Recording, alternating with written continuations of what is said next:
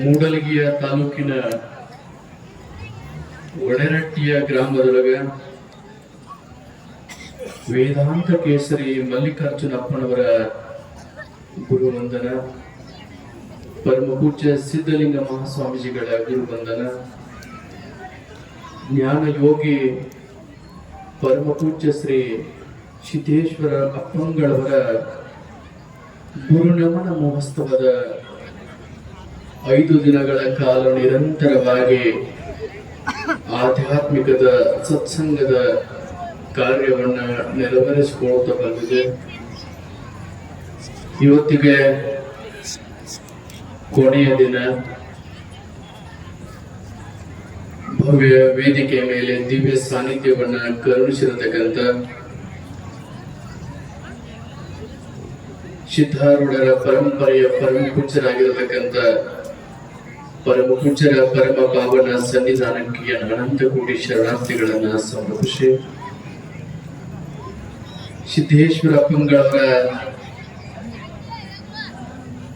ಗರಡಿಯ ಒಳಗ ಬೆಳೆದು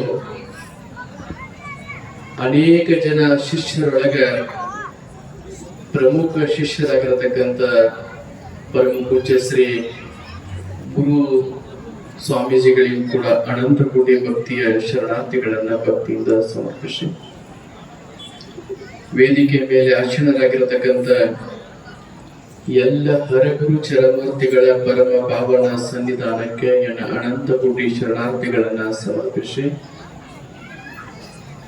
ಇದೀಗ ತಾನೇ ಬಹಳ ಮಧುರವಾಗಿ, ನಿರಾಳಕವಾಗಿ, ಸ್ಪಷ್ಟವಾಗಿ ಸನಾತನ ಧರ್ಮದ ಶಕ್ತಿಯನ್ನ, ಹಿಂದುತ್ವದ ಆದರ್ಶವನ್ನ, ಭಾರತಕ್ಕೆ ಬಲಿ ಕೊಟ್ಟಿರತಕ್ಕಂಥ ಅನೇಕ ಜನ ಪುಣ್ಯಾತ್ಮರ ವಿಷಯಗಳನ್ನ ನಮ್ಮೆಲ್ಲರ ಮೈ ಮನಸ್ಸು ಕೂಡ ರೋಮಾಂಚನವಾಗುವಂಗ ಬಹಳ ಅದ್ಭುತವಾಗಿ ಭಾಷಣವನ್ನ ಮಾಡಿ ನಿರ್ಗಮಿಸಿರತಕ್ಕಂಥ ಸೋದರಿ ಹಾರಿಕಾ ಮಂಜುನಾಥ್ ಅವರಿಗೂ ಕೂಡ ಶರಣಾರ್ಥಿಗಳನ್ನ ಸಮರ್ಪಿಸಿ, ಈ ಕಾರ್ಯಕ್ರಮಕ್ಕೆ ಸಂಗೀತದ ಸೇವೆಯನ್ನ ಉಣಪಡಿಸಿರತಕ್ಕಂಥ ಎಲ್ಲ ಗವಾಯಿಗಳಿಗೂ ಕೂಡ ಭಕ್ತಿಯ ಶರಣಾರ್ಥಿಗಳನ್ನ ಸಮರ್ಪಿಸಿ, ಅದೇ ರೀತಿಯಾಗಿ ಕಾರ್ಯಕ್ರಮಕ್ಕೆ ಸಾಕ್ಷಿಯಾಗಿರತಕ್ಕಂಥ ಒಡರಟ್ಟಿ ಹಾಗೂ ಸುತ್ತಮುತ್ತಲ ಗ್ರಾಮಗಳಿಂದ ಆಗಮಿಸಿರತಕ್ಕಂಥ ಎಲ್ಲ ಶರಣು ತಾಯಿ ತಂದೆಯರಿಗೆ ಎನ್ನ ಅನಂತ ಕೋಟಿ ಶರಣಾರ್ಥಿಗಳು.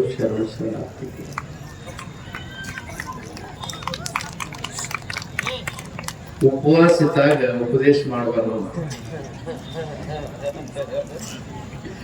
ಯಾಕಂದ್ರೆ ತಾಯಮ್ಮ ಗಡ್ಯಾಳ ಇಟ್ಟಾರಲ್ಲಿ ಗಡ್ಯಾಳ ನೋಡ್ಕೊಂತ ಮಾತಾಡ್ಬೇಕಾಗೈತೆ. ಅದಕ್ಕೆ ಒಂದು ಲಿಮಿಟ್ ಇರ್ತದಲ್ಲ, ಅದಕ್ಕೂ ಹಸಿವಿಗೂ ಒಂದು ಲಿಮಿಟ್ ಇರ್ತದ, ಉಪದೇಶ ಮಾಡೋದಕ್ಕೂ ಒಂದು ಲಿಮಿಟ್ ಇರ್ತದ, ಕೇಳಕ್ಕೂ ನಿಮಗೂ ಒಂದು ಲಿಮಿಟ್ ಇರ್ತದ. ಸಮಯ ಬಹಳ ಆಗಿಬಿಟ್ಟದೆ. ಹಾರಿಕಾ ಮಂಜುನಾಥ್ ಅವ್ರು ಬಹಳ ವಿಶೇಷವಾಗಿ ಹೇಳಿಬಿಟ್ರು. ಅದೇ ರೀತಿ ನಮ್ಮ ಪರಮ ಪೂಜ್ಯರು ಕೂಡ ಸಿದ್ದೇಶ್ವರ ಆಶ್ರಮದೊಳಗಿರೋ ಎಲ್ಲಾ ಪರಮ ಪೂಜ್ಯರು ಮಾತನಾಡೋ ಶೈಲಿ ಬೇರೆ ತರ, ಆದ್ರೆ ನನಗೆ ಅಪ್ಪಗಳ ಶೈಲಿ ಬಹಳ ಹಿಡಿಸ್ತು. ನಾನು ಕೇಳಿರ್ಲಿಲ್ಲ, ಯಾಕಂದ್ರೆ ಕಣ ಮುಡಿ ಕಡ್ಡಿ ಮುರಿದಂಗ ವ್ಯವಹಾರ ಅವರು. ಯಾರು ಏನ್ ಅನ್ಕೋತಾರ ಬಿಡ್ತಾರ ಗೊತ್ತಿಲ್ಲ. ನನ್ನ ಮನ್ಸಿಗೆ ಏನ್ ಗೊತ್ತೈತಿ, ಭಕ್ತರಿಗೆ ಬದಲಾಗಬೇಕಾದ್ರೆ ಏನ್ ಹೇಳ್ಬೇಕು, ನಿಂತ ಜಾಗ ಮ್ಯಾಗ ಸಿಡಿದು ಹೊಡೆದಂಗ ಹೇಳ್ಬಿಡ್ತಾರ. ಸಮಾಧಾನಲೇ ಕೇಳೋ ಮಂದಿ ಬಹಳ ಕಮ್ಮಿ. ಈಗ ಯಪ್ಪ ಹಂಗ ಮಾಡಬಾರ್ದು ಅಂತ ಹೇಳಿದ್ರೆ ಕೇಳಂಗಿಲ್ಲ, ಮಗನ ಹಂಗ ಮಾಡಬಾರ್ದು ಅಂತ ಸ್ವಲ್ಪ ಅನ್ಸುತ್ತಾರೆ. ಯಾಕಂದ್ರೆ ಎಲ್ಲಾ ಸ್ವಾಮೀಜಿಗಳು ಡುಬ್ಬಾಸ್ ಅವ್ರು ನಿಮ್ಗೆ ಹೇಳ್ತಾರೆ, ಯಪ್ಪ ಅದು ಚಟ ಬಿಡ್ರು ಅಂತಾರೆ, ಯಪ್ಪ ಕುಡಿಬೇಡ್ರು ಅಂತಾರೆ. ಆಯ್ತೇಳಪ್ಪ ಅಂತೇಳಿ ಈ ಕಡೆ ಕೇಳಿ ಈ ಕಡೆ ಬಿಟ್ಟು ಮುಂದ್ ಹೋದ್ಮ್ಯಾಗ ಇವತ್ತು ಯಾವಾಗ ಕುಡಿನೋ ಅಂತ ಬರ್ತೀನಿ ಕೇಳಿರ್ತಾರೆ. ಹಂಗ ಇವತ್ತಿನ ವಿಷಯ ಬಹಳ ಚಂದ ಅದ. ವೇದಿಕೆ ಮ್ಯಾಗಿನ ಪರಮ ಪೂಜ್ಯರ ಹಂಗ ಅದಾರ. ಎಲ್ಲರೂ ಯುವ ಯತಿಗಳು ಕುಂತಾರೆ. ಎಲ್ಲರೂ ಯುವ ಯತಿಗಳು. ಸನಾತನ ಧರ್ಮ, ಭಾರತ, ಹಿಂದುತ್ವ, ಧರ್ಮ, ಆದರ್ಶ ಇದೆಲ್ಲವನ್ನ ಪರಿಗಣಿಗೆ ನಾವು ತಗೊಂಡಾಗ ಯುವ ಪೀಳಿಗೆ ಯಾವ ದಿಕ್ಕಿನ ಕಡೆಗೆ ಹೊರಟೈತಿ ಅನ್ನೋದು ದುರ್ದೈವ ನಮಗೆ ಕಾಡ್ಲಿಕ್ಕತ್ತದ. ಎಲ್ಲ 21-18 ವಯಸ್ಸಿನ ಹುಡುಗರು ಹಿಡ್ಕೊಂಡು 30-35 ವರ್ಷದ ಹುಡುಗರು ತನಕ ಕೇಳಿದಾಗ ನಿಮಗೆ ಯಾರು ಬಹಳ ಇಷ್ಟ ರೀ ಅಂತ ಕೇಳಿದಾಗ ಎಲ್ಲಾರು ಆಲ್ಮೋಸ್ಟ್ ಹೇಳೋದು ನನಗ ಆ ಹೀರೋ ಇಷ್ಟ ರೀ, ಈ ಹೀರೋ ಇಷ್ಟ ರೀ, ಆ ಪಿಕ್ಚರ್ದಾಗ ಬಂದಿದ್ದಲ್ರಿ ಅವ ಇಷ್ಟ ರೀ, ಈ ಡ್ಯಾನ್ಸ್ ಮಾಡಿದ್ರಲ್ರಿ ಇವ್ರು ಇಷ್ಟ ರೀ ಅಂತ ನೀವೆಲ್ಲ ಹೇಳ್ತೀವಿ. ಯಾಕಂದ್ರೆ ಬೆಳೆದಿದ್ದ ವಾತಾವರಣ ಹಂಗೈತಿ ಅಂತ ನೀವು ತಪ್ಪಲ್ಲ. ಅದ ಯಾರೇ ನನಗ ವೀರ್ ಭಗತ್ ಸಿಂಗ್ ಇಷ್ಟ ರೀ, ಅವನ ಆದರ್ಶ ನನಗ ಅಂತ ಹೇಳೋ ಯುವಕರು ಬಹಳ ಕಮ್ಮಿ. ನನಗೆ ಸಂಗೊಳ್ಳಿ ರಾಯಣ್ಣ ಇಷ್ಟ ರೀ, ಅವನ ಆದರ್ಶನ ಮೈಗೂಡಿಸ್ಕೊಂಡಿದ್ದೀನಿ, ಅವ ನನಗೆ ರಿಯಲ್ ಹೀರೋ ರೀ ಅಂತ ಹೇಳೋರು ಬಹಳ ಕಮ್ಮಿ ಆಗಿದೆ. ಯಾಕಂದ್ರೆ ನೀವು ಮುಂಜಾನೆ ಎದ್ದಾಗ ಹಿಡ್ಕೊಂಡು ಸಂಜೆ ತನಕ ನಿಮ್ ಕೈಯಾಗ ಜಗತ್ತದೆ ಮುಂಜಾನೆ ಸರ್ಸಾಕ್ ಚಾಲೂ ಮಾಡಿದವರು ಉಂಡು ಬಾಳೆ ಮಕ್ಕಳು ತನಕ ಒಂದು ಕೈಯಾಗ ತುತ್ತಿರ್ತೈತಿ, ಇನ್ನೊಂದು ಕೈಯಲ್ಲಿ ಮೊಬೈಲ್ ಮ್ಯಾಗ್ ಸರಿಸ್ತಿರ್ತಿರ್ಬೇಕು. ಏನು ನೋಡ್ತಿರ್ತೀರೋ, ಏನು ತಿಂತಿರ್ತೀರೋ ಒಂದಕ್ಕೊಂದು ಸಂಬಂಧ ಇಲ್ಲ. ಅಂಗೈಯಾಗ ಜಗತ್ತದ, ನಿಮ್ ಅಂಗೈಯಾಗ ಕಂಡಿದ್ದೆಲ್ಲ ಚಂದ ಅನಿಸ್ತದ, ನಿಮಗೆ ಯಾರೇ ಚಲೋ ಅರ್ಬಿ ಹಾಕೊಂಡು ವಿದೇಶದವ್ರು ಕಂಡ್ರಂದ್ರೆ ನಾನು ಇಂಥದೊಂದು ಹೊಲಿಸ್ಬೇಕಲ್ಲ ಅಂತ ನಿಮಗೆ ಅನಿಸ್ತದ. ಯಾರೇ ಚಲೋ ಮೊಬೈಲ್ ಅಡ್ವರ್ಟೈಸ್ಮೆಂಟ್ ನಿಮಗೆ ತೋರ್ಸಿದ್ರಂದ್ರೆ ನಾನು ಅಂತ ತರಬೇಕಲ್ಲ ಅನಿಸ್ತೈತಿ ನಿಮಗೆ. ಐಫೋನ್ ಬಂದವ ಈಗ, ಇತ್ತೀಚೆಗೆ ಐಫೋನ್ ತರ್ಲಾಕ ಕಿಡ್ನಿ ಕೊಯ್ಸ್ಕೊಂಡಿದ್ದ ಉದಾಹರಣೆಗಳು ನಾವು ಕೇಳೇ. ಯಾಕಂದ್ರೆ ಟ್ರೆಂಡ್ ಐತದ. ನಾವ್ ಇವಾಗ ಪೀಳಿಗೆ ಎಲ್ಲರೂ ಟ್ರೆಂಡ್ ಬೆನ್ ಹತ್ಬಿಟ್ಟಿವ್. ನಾವು ಯಾವಾಗೋ ಒಂದು ಹೊಸ ಹಾಡ ಕೇಳ್ತಾರ, ಆ ಹಾಡ ಮೊಬೈಲ್ದಾಗೂ ಅದ ಹಚ್ತಾರ, ಟ್ರ್ಯಾಕ್ಟರ್ನಾಗೂ ಅದ ಹಚ್ತಾರ, ಗಾಡಿ ಒಳಗೂ ಅದ ಹಚ್ತಾರ, ಮನ್ಯಾಗೂ ಅದ ಹಚ್ತಾರ. ನೀವೆಲ್ಲ ಏನ್ ಮಾಡ್ಲಿಕ್ಕೀರಿ? ಟ್ರೆಂಡ್ ಬೆನ್ ಹತ್ಬಿಟ್ಟಿದ್ದೀರಿ. ಇದು ದುರ್ದೈವ. ಇದೇನೈತಲ್ಲ ದುರ್ದೈವ ಇದು. ಆಗ್ಲೇ ಪರಮ ಪೂಜ್ಯರು ಹೇಳ್ದಂಗ ಈ ಮಣ್ಣಿನೊಳಗೆ ಒಂದು ಶಕ್ತಿ ಐತಿ, ಭಾರತದ ಮಣ್ಣಿನೊಳಗೆ ಒಂದು ಪವರ್ ಐತಿ. ಎಂತ ಪವರ್ ಐತಿ ಅಂತಂದ್ರ, ವಿದೇಶದ ಒಬ್ಬ ತತ್ವಜ್ಞಾನಿ ಇರ್ತಾನ, ರಷ್ಯಾದ ಒಬ್ಬ ತತ್ವಜ್ಞಾನಿ ಇರ್ತಾನ, ಭಾರತಕ್ಕೆ ಮೊದಲ ಬಾರಿ ಬರ್ಲಿಕ್ಕತ್ತಿರ್ತಾನ. ಅವಾಗ ಭಾರತದ ಸನಾತನ ಧರ್ಮದ ಶಕ್ತಿಯನ್ನ ಅಧ್ಯಯನ ಮಾಡ್ಕೊಂಡಿರ್ತಾನ, ಓದ್ಕೊಂಡಿರ್ತಾನ. ಇಲ್ಲಿ ಪವರ್ ಏನು ಅನ್ನುವಂತಹದ್ದು ಆ ರಷ್ಯಾದ ತತ್ವಜ್ಞಾನಿ ತಿಳ್ಕೊಂಡಿರ್ತಾನ. ಅವಾಗ ವಿಮಾನದಿಂದ ಡೆಲ್ಲಿಗೆ ಬರ್ತಾನ. ಡೆಲ್ಲಿಗೆ ಬಂದು ವಿಮಾನದಿಂದ ಕಾಲ ಕೆಳಗಿಡುವಾಗ ಅವನ ಕಾಲಾಗಿನ ಚಪ್ಪಲಿ ತೆಗೆದು ಕೈಯಾಗ ಇಟ್ಕೊತಾನ.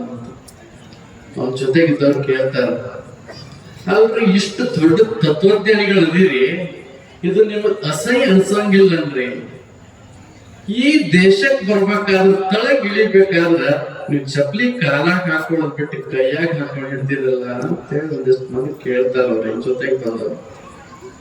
ಅವಾಗ ರಷ್ಯಾದ ತತ್ವಜ್ಞಾನಿ ಜಗತ್ತಿನೊಳಗ ಟೆಕ್ನಾಲಜಿಯಿಂದ ಮುಂದುವರೆದೈತಿ, ಜಗತ್ತಿನೊಳಗೆ ಆಧುನಿಕತೆಯಿಂದ ಮುಂದುವರೆದೈತಿ.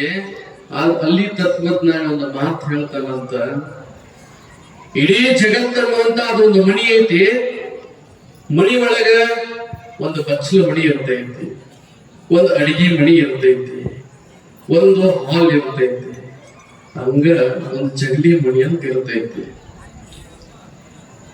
ಬಾತ್ರೂಮ್ ಹೋಗ್ಬೇಕಾದ್ರ ಚಪ್ಪಲಿ ಹಾಕೊಂಡು ಹೋಗ್ತೀವಿ, ಬೆಡ್ರೂಮ್ ಹೋಗ್ಬೇಕಾದ್ರೂ ಚಪ್ಪಲಿ ಹಾಕೊಂಡು ಹೋಗೋರು ನೋಡ್ಲಿಕ್ಕೆ.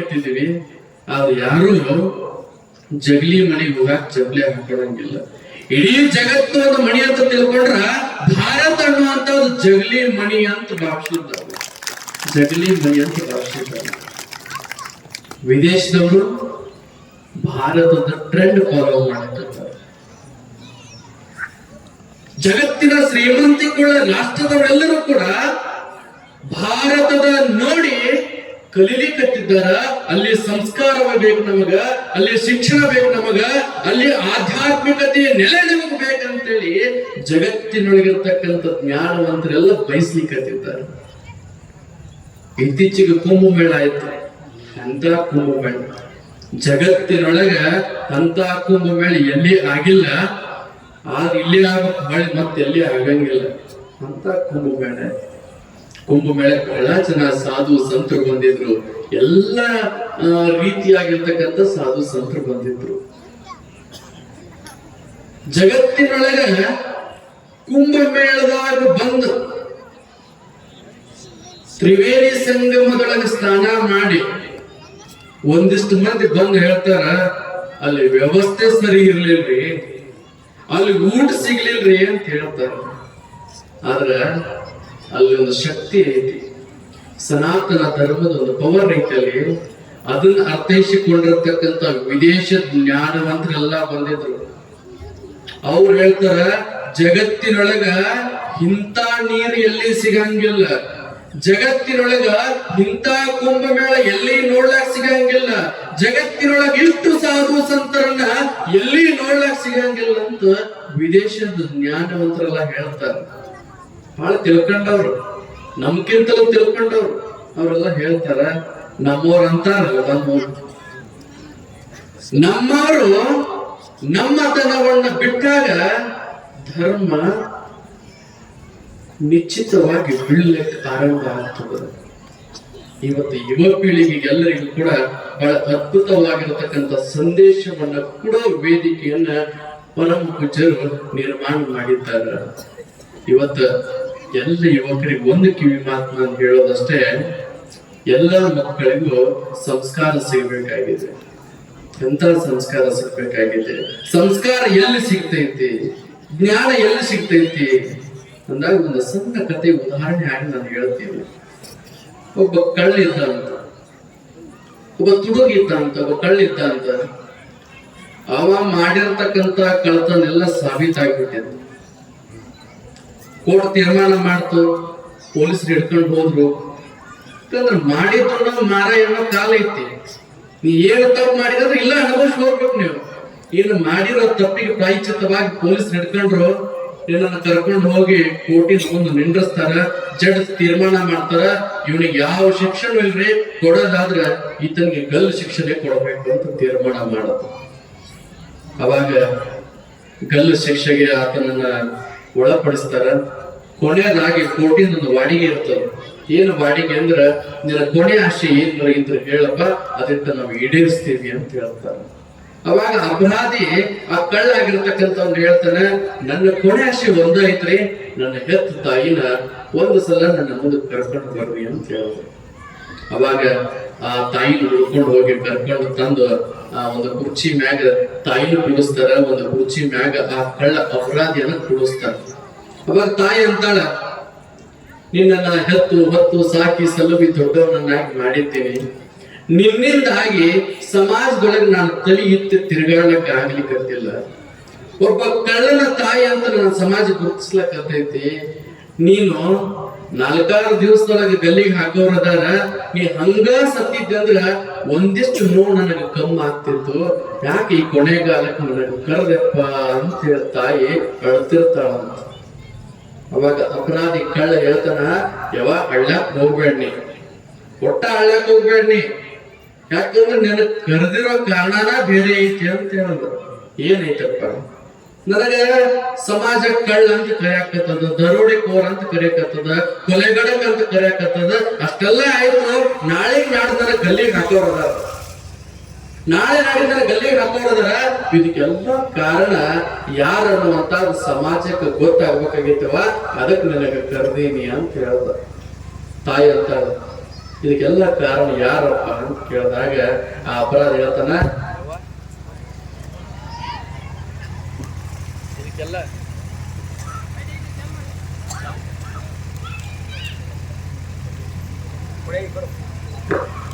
ಹಲೋ, ಇದಕ್ಕೆಲ್ಲ ಕಾರಣ ಯಾರಂತ ಕೇಳಿದಾಗ ಆ ಅಪರಾಧಿಯ ಕಳ್ಳ ಹೇಳ್ತಾನ, ಯವ ಇದಕ್ಕೆಲ್ಲ ಕಾರಣ ತಾಯಿ ನೀನ ಅದಿ ನೋಡು ಅಂತ ಹೇಳ್ದ. ಹೆತ್ತು ಕರುಳಿಗೆ ಬಹಳ ನೋವ ಇತ್ತು. ಹೆತ್ತು ಹೊತ್ತು ಸಾಕಿ ಸಲುವಿ 9 ತಿಂಗಳ ಮಡಿಲೊಳಗೆ ಇಟ್ಟುಕೊಂಡು ಜೋಪಾನ ಮಾಡಿರ್ತಾಳಲ್ಲ, ಬಹಳ ಸಂಕಟ ಆಯ್ತು. ನನ್ನ ಮಗ ಕೆಟ್ಟಾಳ, ಸಮಾಜದೊಳಗೆ ಕೊಲೆಗಡಗ ಅಂತ ಕರ್ಸ್ಕೊಳಕತ್ತಾನ, ಇದಕ್ಕೆಲ್ಲಾ ಕಾರಣ ನಾನ ಅಂತ ಹೇಳ್ದಲ್ಲ ಅಂತ ಹೇಳಿದಾಗ ತಾಯಿ ತಲೆ ಮ್ಯಾಗ ಮುಗಿಲು ಬಿದ್ದಂಗಾಯ್ತು. ಅವಾಗ ತಾಯಿ ಕೇಳ್ತಾನ, ಹೆಂಗಪ್ಪ ಇದಕ್ಕೆಲ್ಲ ಕಾರಣ ಅಂತಂದಾಗ ಆ ಅಪರಾಧಿ ಒಂದು ಹಳೆ ನೆನಪು ಮಾಡಿ ಕೊಡ್ತಾನ ತಾಯಿಗೆ. ಯಾವ ನಾನೊಂದು 5 ವರ್ಷದ ಬಾಲಕಿದ್ದೆ, ನಿನ್ನ ಕಿರುಬರವನ್ನು ಹಿಡ್ಕೊಂಡು ನಿನ್ನ ಜೊತೆಗೆ ನಾನು ಯಾವತ್ತೂ ಬರ್ತಿದ್ದೆ. ಒಂದು ದಿನ ಒಂದು ಮೂಡಲಿಗೆ ಅಂತ ಒಂದು ಸಂತೆಯ ಒಳಗೆ ನಿನ್ನ ಕೈ ಹಿಡ್ಕೊಂಡು ನಾನು ಬಂದಿದ್ದೆ. ಯಾವ ನನ್ನ ಹೊಟ್ಟಿ ಹಸ್ತೈತೆ ಅಂತೇಳಿ ಒಂದು ಹಣ್ಣು ಬೇಡ್ತಿದ್ದೆ, ನಾನು ಒಂದು ಹಣ್ಣು ಬೇಡ್ತಿದ್ದೆ. ನನಗೊಂದು ಹಣ್ಣು ಕೊಡಿಸು, ನನಗೊಂದು ಹಣ್ಣು ಕೊಡಿಸು ಅಂತ ನಾನು ಬಹಳ ಗೋಗರದ ಬೇಡ್ತಿದ್ದೆ. ಆದ್ರೆ ಅವಾಗ ನಿನಗೆ ಗೊತ್ತಾಗ್ಲಿಲ್ಲ. ಮುಂದೆ ಕೊಡಿಸ್ತೀನಿ ನಡಿ ಅಂತ ನೀ ಹಂಗ ಮನಿ ಹೋಗಿಬಿಟ್ಟಿ. ನೀ ಮಣಿ ದಾರಿ ಹಿಡಿದು ನಿನ್ನ ಕೈ ಕಸರ್ಕೊಂಡು ಭಾಗವಾನ್ರ ಬುಟ್ಟಿ ಒಳಗಿಂದ ಒಂದು ಹಣ್ಣ ನಾನು ತುಡುಗು ಮಾಡಿ ತಗೊಂಡು ಮಣಿಗೆ ಓಡಿ ಓಡಿ ಓಡಿ ಓಡಿ ಬಂದ. ನೀ ನನಗೆ ಹಣ್ಣು ಕೊಡಿಸಂದ್ರೆ ಕೊಡಿಸಿಲ್ಲ. ಇಲ್ಲಿ ನೋಡಿಲಿ, ನಾ ಹಣ್ಣು ತಗೊಂಡು ಬಂದೀನಿ ಅಂತೇಳಿ ನಿನ್ನ ಮುಂದೆ ನಿಂತಾಗ ನೀನ್ ಏನ್ ಹೇಳ್ದೇವ, ಮಗನ ತರದ ತಂದಿ ಒಂದೇ ಯಾಕೆ ತಂದಿ, ಇನ್ನೊಂದಿಷ್ಟು ತಂದ್ರೆ ನನಗೂ ಆಗ್ತಿದ್ದಿಲ್ಲ ಅಂತ ನೀ ಹೇಳಿದೆ. ಜೇರ್ಕರ್ತ ಈ ಹಣ್ಣ ತುಡುಗ ಮಾಡಬಾರದಾಗಿತ್ತು, ಭಾಗವಾನ್ರ ಬುಟ್ಟಿ ಒಳಗಿಂದ ಹಣ್ಣು ತುಡುಗ ಮಾಡಬಾರದಾಗಿತ್ತು ಅಂತ ತಿಳ್ಕೊಂಡು ನನ್ನ ಸಣ್ಣ ತುಡುಗನ್ನ ನೀನು ಗಮನಿಸಿ ಅವತ್ತು ನನ್ನ ಕೆನ್ನೆ ಹಿಡಿದು ಗೆಬ್ಬಿಗೆ ಹೊಡೆದಿದ್ದಂದ್ರ ಇವತ್ತು ನಾನು ಕೆಟ್ಟವನು ಆಗ್ತಿರ್ಲಿಲ್ಲ, ನನ್ನ ಕೊರಳಿಗೆ ನೇಣು ಹಾಕೊಂಡು ಬರ್ತಿರ್ಲಿಕ್ಕಿಲ್ಲ ಅಂತ ಒಂದು ಕಳ್ಳನ ಕತಿ ಪ್ರೇರಣೆಯಾಗಿ ನಾವು ತಗೋತೀವಿ. ಯಾಕಂದ್ರೆ ಬಹಳ ಜನ ತಾಯಂದ್ರು ಕುಂತೀರಿ, ಎಲ್ಲಾ ತಾಯಂದಿರು ನಿಮ್ಮ ಮಕ್ಕಳಿಗೆ ಬೆಳೆಸುವಂತ ಶಕ್ತಿ ನಿಮ್ಮ ಕೈ ಒಳಗೆ. ಹೆಂಗ ಬೆಳೆಸಬೇಕು? ಇವತ್ತಿನ ಪಿಕ್ಚರ್ ಹೀರೋಗಳ ಆದರ್ಶ ಕೊಟ್ಟು ಬೆಳೆಸುವಂತದಲ್ಲ. ಕ್ರಾಂತಿವೀರ ಸಂಗೊಳ್ಳಿ ರಾಯಣ್ಣ, ವೀರ ಕಿತ್ತೂರು ರಾಣಿ ಚೆನ್ನಮ್ಮ, ಒಣಕೆ ಒಬ್ಬಮ್ಮ, ಅಹಿಲ್ಯಾದೇವಿ ಹೋಳ್ಕರ್ ಅಂತ ಆದರ್ಶವನ್ನು ಕೊಟ್ಟು ಬೆಳೆಸಬೇಕಾಗಿತ್ತು. ವೀರ ಭಗತ್ ಸಿಂಗ್, ರಾಜ್ಗುರು ಸುಖದೇವರಂತ ಆದರ್ಶಗಳನ್ನ ನಮ್ಮ ಮಕ್ಕಳಿಗೆ ಕೊಟ್ಟು ಬೆಳೆಸಬೇಕಾಗಿದೆ. ಅವರ ಆದರ್ಶಗಳನ್ನ ನಾವು ಏನಾರ ನಮ್ಮ ಜೀವನದೊಳಗೆ ಒಂದೇ ಒಂದು ಪರ್ಸೆಂಟೇಜ್ ಅವ್ರ ಆದರ್ಶ ನಮ್ಮ ಜೀವಕ್ಕೆ ಬಂತಂದ್ರ ನಮ್ಮಂತ ಬುದ್ಧಿವಂತ ಮಕ್ಕಳು ಮತ್ತಾರೂ ಕೂಡ ಆಗ್ಲಿಕ್ಕೆ ಸಾಧ್ಯ ಇಲ್ಲ ಅಂತ ನಾನು ಭಾವಿಸಿದ್ದೀನಿ. ಇವತ್ತು ಬಹಳ ಅದ್ಭುತವಾಗಿರ್ತಕ್ಕಂಥ ಕಾಯಕವನ್ನ ಪರಮ ಪೂಜ್ಯರು ಮಾಡ್ಲಿಕ್ಕತ್ತಿದ್ದಾರೆ. ನಮ್ಗೆಲ್ಲ ಶಿಕ್ಷಣ ಸಂಸ್ಥೆಗಳು ಇದ್ದಾವೆ. ಎಲ್ಲಾ ಮಕ್ಕಳಿಗೂ ಕಡ್ಡಾಯವಾಗಿ ಶಿಕ್ಷಣ ಕೊಡಬೇಕಂತ ಸರ್ಕಾರ ಹೇಳದೈತಿ. ಎಲ್ಲಾ ಮಠಾಧೀಶರು ನಾವು ಹೇಳ್ತೇವೆ, ಮಕ್ಕಳಿಗೆ ಶಿಕ್ಷಣ ಕೊಡ್ರಿ, ಮಕ್ಕಳಿಗೆ ಶಿಕ್ಷಣ ಕೊಡ್ರಿ ಅಂತ ಹೇಳ್ತೇವೆ. ನೀವೆಲ್ಲರೂ ಕೊಡ್ಲಿಕ್ಕತ್ತೀರಿ. ಕೇವಲ ಶಿಕ್ಷಣವನ್ನು ಕೊಟ್ಟರೆ ಸಾಲಿಕ್ಕಿಲ್ಲ, ಮಕ್ಕಳಿಗೆ ಸಂಸ್ಕಾರ ಕೊಡಬೇಕಾಗಿರ್ತಕ್ಕಂಥದ್ದು. ಆ ಸಂಸ್ಕಾರವನ್ನ ಕೊಡುವಂತ ಕಾಯಕವನ್ನ ಪರಮ ಪೂಜ್ಯರಾದಿಯಾಗಿಂತ ಮಠಾಧೀಶರು ಮಾಡ್ಲಿಕ್ಕತ್ತಿದ್ದಾರಲ್ಲ, ಅದಕ್ಕೆ ನಾವೆಲ್ಲರೂ ಕೂಡ ತಲೆ ಬಾಗಬೇಕಾಗಿರ್ತಕ್ಕಂಥದ್ದು. ಅವ್ರಿಗೆ ಯಾವುದೂ ಬೇಕಾಗಿಲ್ಲ. ನಿಮಗ ಭಿಕ್ಷಕ್ಕೆ ಬಂದ್ರ ಗುರುಗಳಿಗೆ ತಿನ್ನಾಕ ಎಷ್ಟು ಬೇಕಂತ ನೀವು ಕೊಡ್ತೀರಿ. ಅವ್ರು ಉಂಡು ತಿಂದು ಆರಾಮ ಇರ್ಬೇಕಾಗಿತ್ತು ಅವ್ರು. ಆದ್ರ ನನ್ನನ್ನು ನಂಬಿರ್ತಕ್ಕಂಥ ಜನ, ನನ್ನನ್ನು ನಂಬಿರ್ತಕ್ಕಂಥ ಭಕ್ತರು ಯಾವ ದಿಕ್ಕಿನ ಕಡೆಗೆ ಹೊಂಟಾರ ಅವರನ್ನೆಲ್ಲ ಗಮನಿಸಿ ಅವರಿಗೆ ಸಂಸ್ಕಾರ ಸಿಗಬೇಕಾಗಿರ್ತಕ್ಕಂಥದ್ದು, ಯುವಕರಿಗೆ ಆದರ್ಶ ಸಿಗಬೇಕಾಗಿರ್ತಕ್ಕಂಥದನ್ನ ಇಚ್ಛೆಯನ್ನು ಇಟ್ಟುಕೊಂಡು ಪರಮ ಪೂಜ್ಯರು ಎಲ್ಲ ಈ ಭಾಗದ ಪ್ರಸಿದ್ಧ ಪರಮ ಪೂಜ್ಯರನ್ನ ಕರೆಸಿ ನಿಮಗೆ ಆಶೀರ್ವಚನದ ಸಂದೇಶಗಳನ್ನ ಕೊಡುವಂತ ಕಾಯಕವನ್ನು ಮಾಡಿದ್ದಾರಲ್ಲ, ಆ ಪರಮ ಪೂಜ್ಯರಿಗೆ ಜೋರಾಗಿ ಚಪ್ಪಾಳಿಯನ್ನ ತಟ್ಟಿ ನೀವು ಅಭಿನಂದಿಸಬೇಕು. ಇಂಥ ಯುವ ಯತಿಗಳು ನಿಮಗೆ ಸಿಕ್ಕಾರ ಬಹಳ ಅದ್ಭುತವಾಗಿರ್ತಕ್ಕಂಥ ಶಕ್ತಿ. ಸಿದ್ದೇಶ್ವರ ಆಶ್ರಮದೊಳಗೆ ಬೆಳೆದಿರತಕ್ಕಂಥ ಪ್ರತಿಯೊಂದು ಪರಮ ಪೂಜ್ಯರು ಕೂಡ ಈ ಜಗತ್ತಿನೊಳಗೆ ಹೆಮ್ಮರಾಗುವಂತ ಶಕ್ತಿ ಇರತಕ್ಕಂಥ ಸಿದ್ದೇಶ್ವರ ಅಪ್ಪಗಳು ಪ್ರಕೃತಿಯನ್ನ ಬಹಳ ಇಷ್ಟಪಡ್ತಿದ್ರು. ಅವ್ರಿಗೆ ದೊಡ್ಡ ಮಠ ಬೇಕಾಗಿರ್ಲಿಲ್ಲ. ಬಿಜಾಪುರ ಸಿಟಿ ಒಳಗೆ 20 ಎಕರೆ ಜಮೀನು ಐತೆ, ಎಲ್ಲಿ ಬಿಲ್ಡಿಂಗೇ ಇಲ್ಲ, ಬರೇ ಗಿಡನೇ ಹಚ್ಚಿಬಿಟ್ಟಾರ. ಹೆಂಗ ಪರಮ ಪೂಜ್ಯರ ಪ್ರಕೃತಿಯನ್ನು ಇಷ್ಟಪಡ್ತಿದ್ರು ಅಂತಂದ್ರ ಒಂದು ನೈಜವಾಗಿರ್ತಕ್ಕಂಥ ಘಟನೆಯನ್ನ ನನಗ ಅನುಭವ ಆಗೈತಿ. ಇದ ಕಾಕಣಿಕೆ ಅಂತ ಬಿಜಾಪುರ ಪಕ್ಕದೊಳಗೆ ಒಂದು ಹಳ್ಳಿ ಐತಿ. ಆ ಕಾಕಣಿಕೆ ಒಳಗೆ ಪ್ರವಚನ ನಡೆದಿತ್ತು. ಕೊನೆ ಪ್ರವಚನ ಸಿದ್ದೇಶ್ವರಪ್ಪಗಳ ಪ್ರವಚನ ನಮಗೂ ಉದ್ಘಾಟನೆ ಕರೆದಿದ್ರು. ಬೆಳಿಗ್ಗೆ 6 ಗಂಟೆಗೆ ಪ್ರವಚನ ಆರಂಭ ಆಗುವುದು. ನಶಿಕನಾಗ 5 ಗಂಟೆ ಹಿಡ್ಕೊಂಡು ಮಳಿ ಹೊಡ್ಲಾಕತ್ತಿತ್ತು. ಹೆಂಗ ಮಳಿ ಬರಾಕತ್ತಿತ್ತಂದ್ರ ಮುಂದಿನ ಮನುಷ್ಯನೇ ಕಾಣ್ತಿರ್ಲಿಲ್ಲ. ಒಂದು 10 ಫೂಟ್ ಮ್ಯಾಗಿದ್ದ ಮನುಷ್ಯ ಕಾಣ್ಲಿಕ್ಕಿಲ್ಲ, ಅಷ್ಟು ಜೋರ್ ಮಳೆ ಬರಾಕತ್ತಿತ್ತು. ಇವಾಗ ನಾವು ಅನ್ಕೊಂಡೇವಿ ಪರಮ ಪೂಜ್ಯರ ಇವತ್ತು ಪ್ರವಚನ ಬಹುತೇಕ ಕ್ಯಾನ್ಸಲ್ ಆಗಬಹುದಂತ ತಿಳ್ಕೊಂಡಿದ್ದೀವಿ. ಅವಾಗ ವ್ಯವಸ್ಥಾಪಕರು ಫೋನ್ ಮಾಡಿದ್ರು, ಅಜ್ಜರ ಬರ್ರಿ ಬೇಗ ಬರ್ರಿ ಬೇಗ ಬರ್ರಿ ಅಂತಂದ್ರು. ಮಳಿ ಬರಾಕತ್ತಿತ್ತು, ಕಾರ್ಯಕ್ರಮ ಹೆಂಗ ಮಾಡ್ತೀರಿ ನೀವು ಅಂತ ಕೇಳಿದ. ಅಜ್ಜರ ನೀವು ಬರ್ರಿ ಅಂತಂದ್ರು. ಹೋಗಿ ನೋಡ್ತೀವಿ, ಆ ಪ್ರವಚನ ನಡೆದ ಅರ್ಧ ಕಿಲೋಮೀಟರ್ ತನಕ ಜೋರು ಮಳೆ ಬರಾಕತ್ತದ. ಪರಮ ಪೂಜ್ಯರ ಕಾರ್ಯಕ್ರಮ ನಡೆದಿರ್ತಕ್ಕಂಥ ಸ್ಥಳದೊಳಗ ಒಂದು ಹನಿಯೂ ಕೂಡ ಮಳೆ ಬರಲಿಲ್ಲ, ಒಂದು ಹನಿಯೂ ಕೂಡ ಬರಲಿಲ್ಲ.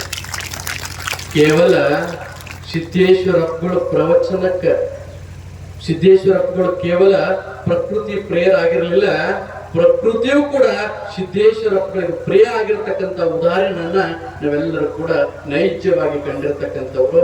ಅಂತ ಒಂದು ಪವಿತ್ರವಾಗಿರತಕ್ಕಂಥ ಇವತ್ತಿನ ಕಾಲಘಟ್ಟದೊಳಗೆ ನಡೆದಾಡುವ ದೇವರು, ಮಾತನಾಡುವ ದೇವರಾಗಿ ಜಗತ್ತೊಳಗಿರ್ತಕ್ಕಂಥ ಅನೇಕ ದುಶ್ಚಟಗಳ ಹಿಡ್ಕೊಂಡು ನಮ್ಮ ಮನಸ್ಸೊಳಗಿರ್ತಕ್ಕಂಥ ಕಲ್ಮಶಗಳೆಲ್ಲವೂ ಕೂಡ ಸ್ವಚ್ಛಗೊಳಿಸುವಂತ ಕಾಯಕದೊಳಗೆ ನಿರತರಾಗಿ ಆ ಪರಮ ಪೂಜ್ಯರ ಆಶೀರ್ವಾದ ಮುಖಾಂತರವಾಗಿ ಎಲ್ಲ ಹಲವಾರು ಪರಮ ಪೂಜ್ಯರು ಇಡೀ ಜಗತ್ತಿನ ತುಂಬಾ ಜ್ಞಾನದ ಸಂದೇಶಗಳನ್ನ ಕೊಡುವ ಕಾಯಕದೊಳಗೆ ಇದ್ದಿದ್ದಾರೆ. ಆ ಎಲ್ಲ ಪರಮ ಪೂಜ್ಯರ ಆಶೀರ್ವಾದ ಇವತ್ತಿನ ಯುವ ಪೀಳಿಗೆ ಮೇಲಿರಲಿ. ಇವತ್ತಿನ ಎಲ್ಲ ಮಾತೃ ಹೃದಯದ ಪರಮ ಪೂಜ್ಯರು ಜಗತ್ತೊಳಗಿರತಕ್ಕಂಥ ಎಲ್ಲ ಜನರನ್ನು ಕೂಡ ಬಹಳ ಪ್ರೀತಿಯಿಂದ ಕಾಣುವಂತವ್ರು. ನಮ್ಮನ್ನು ಕೂಡ ಅತ್ಯಂತ ಪ್ರೀತಿತವಾಗಿ ಗೌರವಿತವಾಗಿ ಅಜ್ಜರ ನೀವು ಬರ್ಬೇಕ್ರಿ ಬಹಳ ಪ್ರೀತಿಯಿಂದ. ನಿನ್ನೆ ಅನಿವಾರ್ಯ ಕಾರಣಕ್ಕಾಗಿ ನನಗೆ ಬರಕ್ಕಾಗಲಿಲ್ಲ, ನನ್ನ ಮನಸ್ಸೊಳಗೆ ಒಂದಿತ್ತು ನಿನ್ನೆ ಕಾರ್ಯಕ್ರಮ ಮಿಸ್ ಆಗೈತಿ. ಇವತ್ತು ಅಜ್ಜಾರ್ ನನಗೆ ಫೋನ್ ಮಾಡ್ಲಿಕ್ಕಂದ್ರ ಅವ್ರ ಆಶ್ರಮಕ್ಕೆ ನಾನು ಹೋಗೋದು ಆಗಂಗಿಲ್ಲ ಅಂತ ರಾತ್ರಿ ಹೊರಗೆ ಮಕ್ಕೊಂಡಿದ್ದೆ. ಬೆಳಗ್ಗೆ ಹೇಳೋದ್ರಾಗ ಅಜ್ಜಾರ ಫೋನ್ ಬಂದಿತ್ತು. ಆದ್ರೆ ನನ್ನ ಮನಸ್ಸಿಗೆ ಬಹಳ ಹಿಡಿಸ್ತು. ಇಂತಹ ಪರಮ ಪೂಜ್ಯರ ಸನ್ನಿಧಾನದೊಳಗೆ ಇವತ್ತು ಸಿದ್ಧಾರೂಢ ಅಜ್ಜರ ಪ್ರತಿರೂಪವಾಗಿ ಕೂತಿರ್ತಕ್ಕಂಥ ಅಜ್ಜಾರ ಸನ್ನಿಧಾನದೊಳಗೆ ನಾವು ಕೂಡ ಬಂದು ಮಾತನಾಡುವಂತಹ ಸೌಭಾಗ್ಯ ಸಿಕ್ಕಿರ್ತಕ್ಕಂಥದ್ದು. ಇದು ಪೂರ್ವ ಜನ್ಮದ ಪುಣ್ಯದ ಫಲವಂತ ಭಾವಿಸಿ ಇಲ್ಲಿ ಕೂಡಿರ್ತಕ್ಕಂಥ ಸರ್ವರಿಗೂ ಕೂಡ ಆ ಭಗವಂತ ಒಳ್ಳೆಯದನ್ನ ಮಾಡಿ ಕಾಲ ಕಾಲಕ್ಕೆ ಮಳಿ ಬೆಳೆಯಾಗಿ ಆ ರೈತನ ಬಾಳಿ ಸುಭಿಕ್ಷೆ ಆಗಲಿ ಅಂತೇಳಿ ಭಕ್ತಿಯಿಂದ ಆಶೀರ್ವದಿಸಿ ಸರ್ವರಿಗೂ ವಂದನೆಗಳನ್ನು ಸಮರ್ಪಿಸಿ ಸರ್ವರು ಶರಣಾರ್ಥಿಗಳು. ಬಹಳ ಅದ್ಭುತವಾದಂತಹ ಒಂದು ಮಾತನ್ನ ನಾವು ನೆನಪಿಟ್ಟುಕೊಂಡು ಬಿಡೋದು.